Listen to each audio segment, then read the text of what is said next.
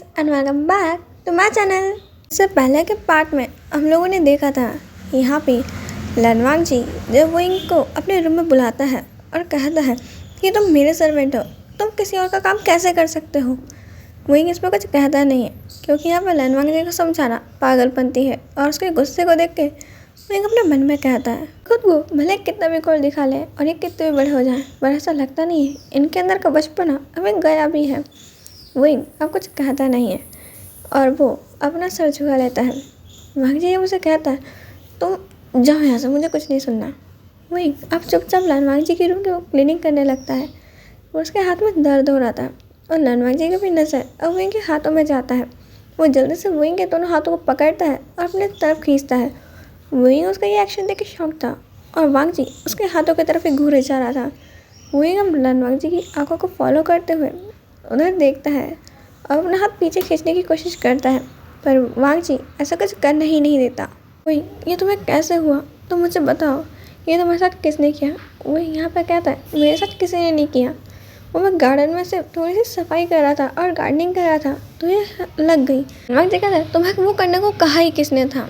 वही इसमें कुछ भी नहीं कहता है क्योंकि यहाँ पे वो यंग मास्टर से क्राउन प्रिंस की शिकायत तो नहीं कर सकता ना, वो एक सर्वेंट है और ऐसे कैसे किसी की वो शिकायत करे। जी यहाँ पे अब विंग का कोई जवाब ना देख के वो उसके हाथों में उसे काउच बढ़ाता है और दवाई लगाने लगता है और कहता है तो मुझे बता भी सकते थे, फालतू में तुमने इतनी सारी डांट सुन ली, क्या तुम मुझे बोल नहीं पा रहे थे, तुम्हारे हाथ में चोट लग गई है और तुम यहाँ पे चुपचाप काम करने में चले गए, तुम्हें क्या बिल्कुल समझ नहीं आता है, अपना ख्याल नहीं रख सकते तुम।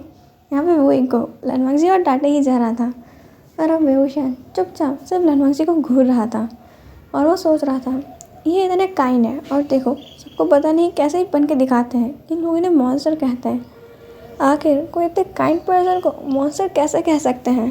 लनवांग जी विंग को कहता है एक काम करो, तुम मेरे बेड पे रेस्ट कर लो जब तक मैं तुम्हारे लिए सर्वेंट से कह के कुछ फूड मंगा देता हूँ।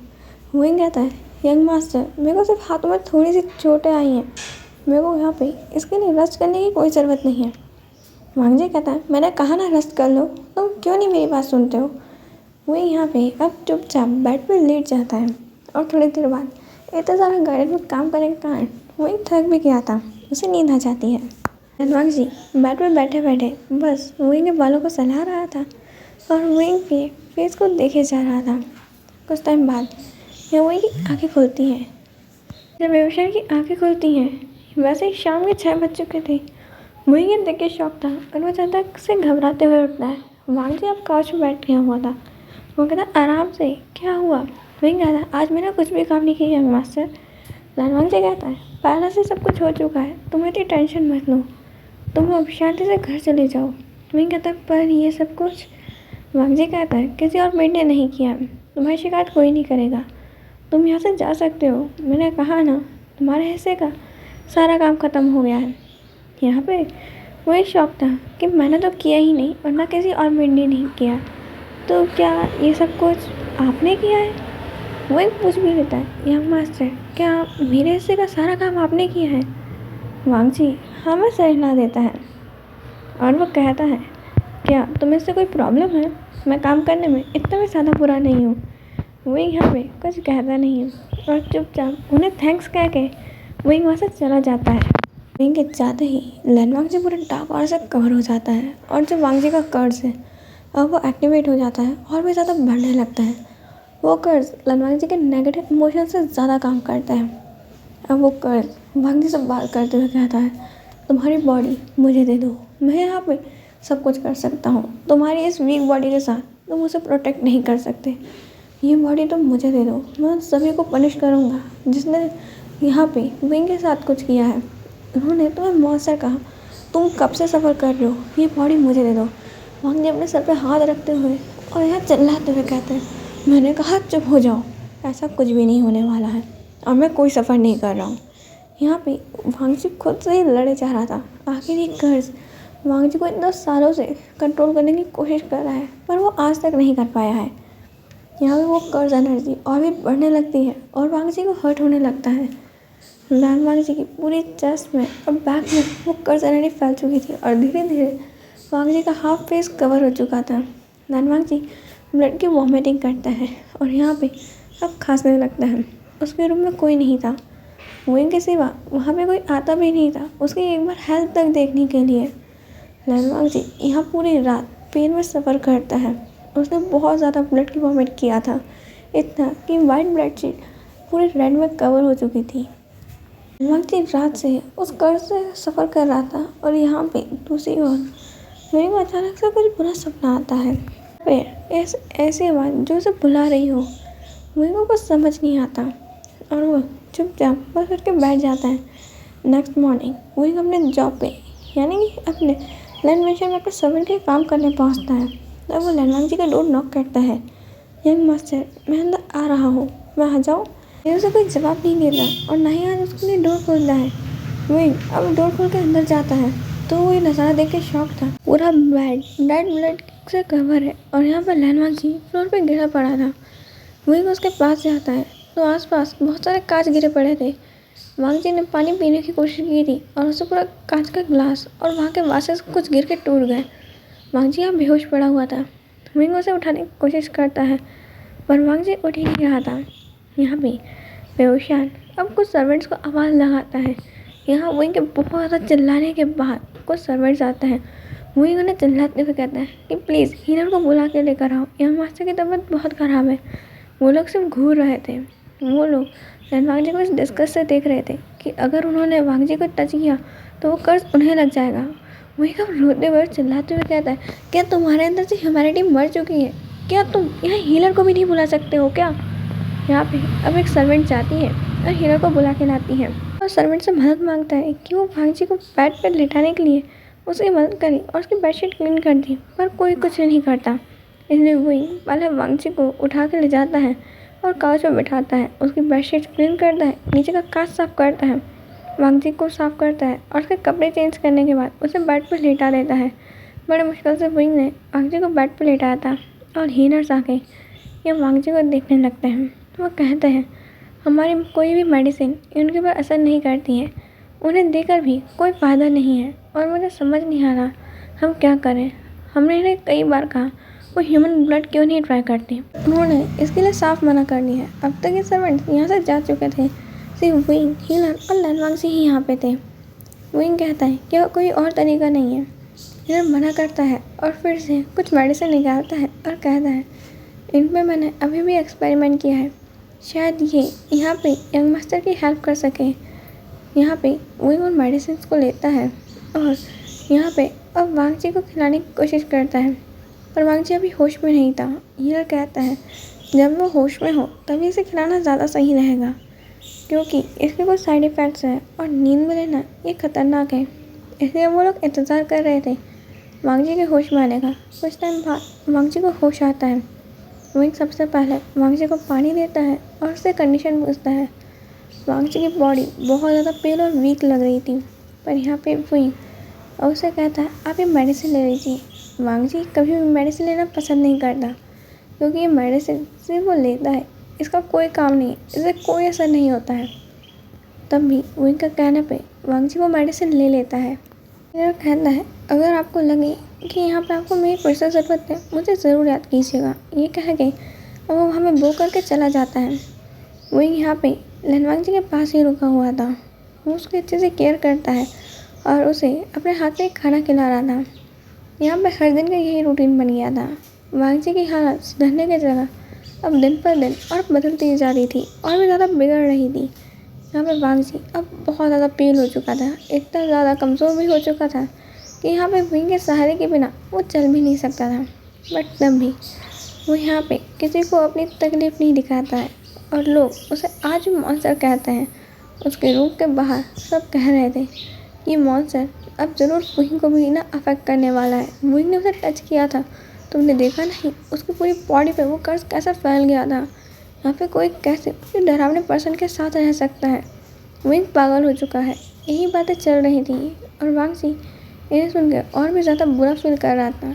उसे अब अपने लिए नहीं विंग के लिए बुरा लग रहा था कि ये लोग उसे बोलते बोलते अब विंग को भी ये सब कुछ बोलने लग गए हैं। विंग कहता है आप इन पर ध्यान मत दीजिए, यहाँ पे सब ठीक हो जाएगा। और शायद विंग के इसी एटीट्यूड के कारण यहाँ पर लैनवांग जी की कंडीशन पहले से थोड़ी सी रिकवर हुई थी। और वही अब लन वांगजी को कहता है क्यों ना आप बाहर गार्डन घूमने चले। वांगजी कहता है पर एक शर्त पे है, तुम मुझे अब से यंग मास्टर नहीं कहोगे। विंग कहता है फिर मैं आपको क्या कहूँ। वांगजी कहता है तुम मुझे लन्हा गगा कह सकते हो या फिर गगा। यहाँ पे विंग कहता है मैं सोच सकता हूँ वैसे गगा, और वो ये कह के हंसने लगता है। यहाँ पे वांगजी भी हल्के से स्माइल करता है, पर वो स्माइल सिर्फ विंग के लिए थी। यहाँ पे विंग कहता है लन्हा गगा आप हंसे। यहाँ पे विंग की ये बात सुन के वांगजी कहता है क्या मैं वो अच्छा लगा या फिर नहीं लगा। विंग कहता है ऑफ कोर्स, हंसते हुए तो हर इंसान अच्छा लगता है, आप भी हंसा कीजिए। वांगजी कहता है अच्छा ठीक है। यहाँ पे अब विंग वांगजी को पकड़ के बाहर उन्हीं का मेंशन घुमा रहा था और गार्डन में एक जगह ले जाकर बैठाता है, और वो भी यहाँ पे वांगजी के बाजू में बैठ जाता है। ये लोग इस टाइम में काफ़ी करीब आ गए थे, इन दोनों का बॉन्ड फ्रेंड्स की तरह हो चुका था। यहाँ पे वही लन वांगजी को बहुत अच्छा फ्रेंड मानता है, जो यहाँ पे एक बनी की तरह है। वैसे बनी जल्दी से किसी के हाथ में आते नहीं है, और अगर उनको किसी से प्यार और अफेक्शन हो जाए तो उसके सामने वो बिल्कुल ओपन अप रहते हैं और हमेशा उनके पास पहुँच जाते हैं, और दूसरों के करीब आते ही वो डर के भाग जाते हैं। उसी तरीके से लन वांगजी का नेचर है। यहाँ पे वो दूसरों की बातों से इतने डर गया है कि वो किसी के पास नहीं जाना चाहता। लोगों को ये मॉन्स्टर लगता है, जबकि पर्सन बहुत ज़्यादा क्यूट और इनोसेंट है, किसी चाइल्ड की तरह। यहाँ पे वांगजी को विंग के साथ टाइम स्पेंड करना पसंद है, और वही कई बार तो लन वांगजी को बिल्कुल आयन के जैसे ट्रीट करता है, जैसे लन वांगजी भी एक छोटा सा बेबी है, और वही यहाँ पे उसे परेशान करने में बड़ा मज़ा आता है। वांगजी अभी बाहर बैठा हुआ था और वो सारे नज़ारे देख रहे थे। यहाँ पे बहुत सारी बर्ड्स घूम रही थी और यहाँ पे उनके पास भी आ रही थी। विंग कहता है अपना हाथ लाओ। वांगजी कहता है क्यों। विंग कहता है लाओ तो सही, और वो वांगजी के हाथ में थोड़ा सा खाना रख देता है, और वो कहता है ऐसे ही रहना। और कुछ टाइम बाद यहाँ पे वांगजी के हाथ में एक बर्ड आ जाती है और वो उस फूल को खाने लगती है। वांगजी के देखे बहुत शौक था, और विंग की तरफ ऐसी ब्राइट आई से देख रहा था। उसके फेस पे बहुत ब्यूटीफुल सी स्माइल थी, और वो ऐसे देख रहा था कि वाह ये एक ड्रीम कम ट्रू था कि एक बहुत ब्यूटीफुल सी बर्ड तुम्हारे हाथ में बैठी हुई है। वहाँ चारों तरफ का मौसम बहुत खूबसूरत है, और यहाँ पे वही लन वांगजी स्माइल करते हुए देख कर वो कहता है वाह आप कितने प्यारे लग रहे हैं, और वो अपना फ़ोन निकालता है और वांगजी की एक फ़ोटो खींच लेता है। ऐसे वो बहुत सारी फ़ोटोज़ खींचता है। यहाँ पे वांगजी कहता है बस अब इन फ़ोटोज़ को खींचना बंद करो। यहाँ पे वही अब लन वांगजी की नोज को पिंच करते हुए कहता है मैं से कैसे बंद कर दूँ, इतने टाइम बाद मैंने आपको हंसते हुए देखा लन्हा गगा, पता नहीं है स्माइल कभी मिले ना मिले, वैसे भी ये मेरा ट्रेजर है, मुझे इन्हें संभाल के रखने दो। मैं ये बात सुन के वांगजी स्माइल कर देते हैं। लन वांगजी और विंग का बॉन्ड बहुत अच्छा हो गया था, और वही ये सारी बातें यहाँ पे ग्रैंडमा वेंचिंग मैनिंग और यहाँ तक आयन को भी बताता है। आयन को लन वांगजी के बहुत सारे पिक्स दिखाता है कि देखो ये पर्सन कितना क्यूट लगता है ना, और ये वाली बर्ड देखो ये कितनी ज़्यादा प्यारी है ना। यहाँ पे आयन को भले ही विंग की एक भी बात समझना है, पर वो तब भी चुपचाप बैठ के विंग की सारी बातें सुनता है और विंग के साथ दिन भर खेलते रहता है। आज वेंचिंग और वैनिंग दोनों को अपने काम से बाहर जाना था, और ग्रैंडमा यहाँ आ रही थी, वो रुक नहीं सकती थी लन मेंशन आने से। विंग कहता है हम आयन को अकेला नहीं छोड़ सकते ग्रैंडमा, क्या हम आयन को भी अपने साथ रख लें। ग्रैंडमा कुछ कहती है वैसे और भी यहाँ पर सर्वेंट्स अपने चाइल्ड को लाती हैं। हाँ ठीक है, हम यहाँ पे आयन को उन बच्चों के साथ छोड़ देंगे और थोड़ी थोड़ी देर में जाके चेक कर लेंगे। विंग कहता है ठीक है। वो लोग अब आयन को भी लेके लन मेंशन में आ जाते हैं। आयन को वहाँ पे उस सर्वेंट के चाइल्ड के साथ छोड़ के जहाँ पे एक पर्सन बैठ के उन बच्चों को देख रहा था, यानी कि सर्वेंट्स के उसमें जब भी किसी पर्सन का थोड़ा ब्रेक होता था वो यहाँ बच्चों पर नज़र रखते थे। जब तक दूसरा सर्वेंट वहाँ के अपना रेस्ट टाइम स्पेंड कर रहा है उन बच्चों पर नज़र रखा, उतनी देर में दूसरा सर्वेंट वहाँ से अपने जॉब के लिए चला जाता था। इस तरीके से वो हम बच्चों पर नज़र भी रख लेते हैं और अपना टाइम को यूटिलाइज़ करके रेस्ट भी कर लेते हैं। यहाँ पे थोड़ा सा रिलैक्सेशन था कि यहाँ पे आयन को सब लोग देखते रहेंगे, यहाँ पे आयन यहाँ से कहीं बाहर नहीं जाएगा। तो वहाँ से मेंशन के अंदर अपना काम करने पहुँच जाता है। तो अब उन्हें मेंशन को क्लीन कर रहा था, अचानक से लैंड चेटल के रूम से चिल्लाने की आवाज़ आती है और वो गुस्से में चिल्लाते हुए आते हैं कि मेरे रूम को अभी किसने क्लीन किया है। यहाँ पे सब सर्वेंट्स विंग का नाम लेते हैं और विंग भी सामने आके उन्हें ग्रीट करता है कि मैंने सफाई की है आपके कमरे से। जिजन कहते हैं मेरी वॉच कहाँ है, मेरी वॉच मेरे को वहाँ मिल नहीं रही है और वो इस वर्ल्ड की सबसे ज़्यादा एक्सपेंसिव वॉच है। तुम्हें पता है उसके सिर्फ 3 ही मॉडल बने हैं और वो तीनों लैन फैमिली के पास है। बताओ मेरी वॉच कहाँ है? विंग कहता है मुझे सच में नहीं पता क्राउन प्रिंस, आपकी वॉच कहाँ है? वहीं होगी जहाँ आपने रखी होगी। लैंसी चैन अब गुस्से में कहते हैं वो वहाँ नहीं है, जल्दी बताओ क्या तुमने उसे चुराया है? वहाँ सारे सर्वेंट्स इकट्ठा हो चुके थे और बटलर कहते हैं सर ये सभी हमारे ओल्ड सर्वेंट हैं और सभी विश्वास के पात्र हैं और नया सर्वेंट सिर्फ वेबुशिया नहीं है। यहाँ पे इतना सुनने के बाद ही लैंसी चैन यहाँ पे विंग से पूछ रहे थे पर विंग हर बार ना कह रहा था। ये सुन के उन्हें इतना गुस्सा आता है कि वो विंग को थप्पड़ खींच के मारते हैं। विंग अब ज़मीन पर बैठ गया था और वो रो रहा था। यहाँ पे अब लैन कुरैन लैनवांगची के फादर मिस्टर लैन और मैडम लैन भी आ चुकी थी। ग्रैंडमा भी वहाँ पे अब घुटनों के बल बैठी हुई थी और रोते हुए कह रही थी सर मैं यहाँ पे आपको प्रॉमिस करती हूँ यहाँ पे मेरे सन ने ऐसा कुछ नहीं किया है। मेरा ग्रैंडसन बिल्कुल निर्दोष है, वो यहाँ पे बहुत चुरा ही नहीं सकता है। वो कह रहे थे ओल्ड लेडी तुम चुप हो जाओ, यहाँ पे कौन कब क्या कर सकता है ये हम सब जानते हैं और वॉच इतनी कीमती है कि कोई भी उसे चुरा सकता है। यहाँ पे लैंसी चैन विंग को फिर से एक थप्पड़ मारते हैं और कहते हैं जल्दी बताओ तुमने वो वॉच कहाँ रखी है? जब वो वॉच नहीं मिली ना तो मैं तुम्हें ज़िंदा नहीं छोड़ूंगा। पर वो तब भी यही कह रहा था क्राउन प्रिंस मैं सच बोल रहा हूँ, मुझे नहीं पता आपकी वॉच कहाँ है, आप मुझ पर विश्वास कीजिए। जब यहाँ पे लैंसी चैन को कोई जवाब नहीं मिलता है लैन कुरैन ऑर्डर्स देते हैं इसको जब तक पीटो जब तक ये बता ना दे कि इसने वो कहाँ रखी है वॉच। ये सुनते ही कुछ सर्वेंट सामने आते हैं और वो इनको पीटने लगते हैं।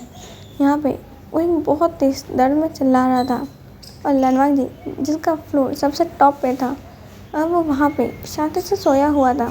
उसकी कंडीशन अभी पूरी ठीक नहीं हुई थी इसलिए वो आराम कर रहा था। पर अचानक से उसकी आँख खुलती है और ऐसा लगता है कि यहाँ पे उसके दिल में दर्द हो रहा है। कुछ अजीब है यहाँ पे, उसे कोई बुला रहा है कोई हेल्प के लिए। यहाँ पे वांगजी अपने रूम के बाहर निकलता है और देखता है नीचे बहुत सारे सर्वेंट्स की भीड़ लगी हुई है। वांगजी को समझ नहीं आता कि यहाँ पे क्या हो रहा है। अब वो धीरे धीरे स्टेयर से नीचे उतरता है और जब देखता है आगे जाकर कि यहाँ विंग को सर्वेंट पीट रहे हैं, यह देखते ही लैनवांगजी अपनी पूरी फोर्स से दौड़ता है और वो वहाँ जाके सभी सर्वेंट्स को विंग से दूर करता है और यहाँ पे विंग को उठा के खड़ा करता है और कहता है आखिर यहाँ हो क्या रहा है, चल क्या रहा है यहाँ पे।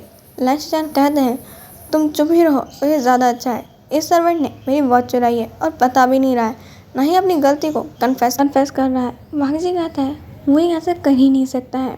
यहाँ पर लैनवांगजी ने विंग से पूछा तक नहीं तुमने ये किया है नहीं किया है, उसे विश्वास है कि विंग ऐसा कुछ कर ही नहीं सकता है। यहाँ पे विंग उसकी तरफ अपनी टेढ़ी आई से देख रहा था और लैनवांगजी अभी कुछ सर्वेंट्स की ओर घूरता है जो विंग को पीट रहे थे। वो लोग अब एक स्टेप बैक हो जाते हैं। फिर एक सर्वेंट भागते हुए आता है और कहता है क्राउन प्रिंस मुझे आपकी वॉच मिल गई, ये ब्लू रोज़ गार्डन के अंदर थी, यहाँ पे आपने उसे वहीं छोड़ दिया था, शायद ये वहाँ गिर गई होगी, बजाय ये टेबल के पास मिली। और वो ले जाकर यहाँ पे लैंसी चैन को वॉच दे देता है। लैंसी चैन उस वॉच को लेने के बाद अब चुपचाप उसे पहन लेते हैं। वांगजी गुस्से में आ चुका था और वो कहता है ये तो लगता है इस फैमिली की हमेशा की आदत बन चुकी है कि बिन मतलब में किसी को भी सुना देना, कभी पता भी नहीं करना कि किसी की गलती है या फिर नहीं है। यहाँ पे मेरे को बचपन से लेकर आज तक इतना सब कुछ बोला गया, मेरे लिए किसी ने कोई स्टैंड नहीं लेना चाहा, यहाँ पे मुझसे कोई मिलने नहीं आना चाहा। मेरी मदर फादर को मेरी कोई ज़रूरत नहीं है, शायद तो उन्हें मेरा नाम रखने में बहुत कष्ट आ रहा होगा ना। यहाँ पे मुझसे तो कोई मिलने नहीं आया या ना मेरे बारे में किसी को कोई जानने का मतलब हुआ। अगर लोगों ने मुझे मॉन्स्टर कहा, यहाँ पे किलर कहा, एक ब्लड डीमन कहा, उससे भी किसी को कोई परेशानी नहीं हुई। मुझे एक रूम में लॉक कर दिया गया ताकि मैं आप लोगों की फैमिली की एक सड़ी सी इमेज ना बिगाड़ूं जो ऐसे मासूम लोगों को मार के हो रही है। मुझे बहुत गुस्से में था और उसके दिल में जितना भी सब पेन भरा हुआ था वो सब पे चिल्ला के निकाल रहा था कि यहाँ पे उसको कितना कष्ट हुआ है और यहाँ पे कितनी ज़्यादा प्रॉब्लम्स हुई है। पर इसकी फैमिली एक बार भी आके पूछा, वांगजी भी इतना सीरियसली बीमार था, उसकी फैमिली में से कोई नहीं आया तो सिर्फ एक ऑर्डर जिसमें लैन कुरैन ने कहा था अगर वांगजी मर जाए तो उन्हें खबर कर दी जाए। यहाँ पर लैन वांगजी बहुत गुस्से में चिल्ला रहा था और सब लोग वांगजी का गुस्सा पहली बार देखते हैं। आखिर किसी को गुस्सा कैसे नहीं आएगा। तुम उसके तबीयत ख़राब है और उसे कह रहे हो जब मर जाए तब बता देना। अरे कहाँ की बात हुई। और एक सर्वेंट बेहोशिया से उसके पास था जिसका ध्यान रख रहा था, उसे हैप्पी करने में लगा हुआ था, उसको अपने डिप्रेशन सोच से बाहर ला रहा था और उसके साथ इस मामले में ऐसा बिहेव हो रहा है। मांग जी अब विंग को अपने रूम में लेके जाता है और ग्रैंडमा को कहता है अम्मी प्लीज़ मेरे साथ आइए यहाँ पे।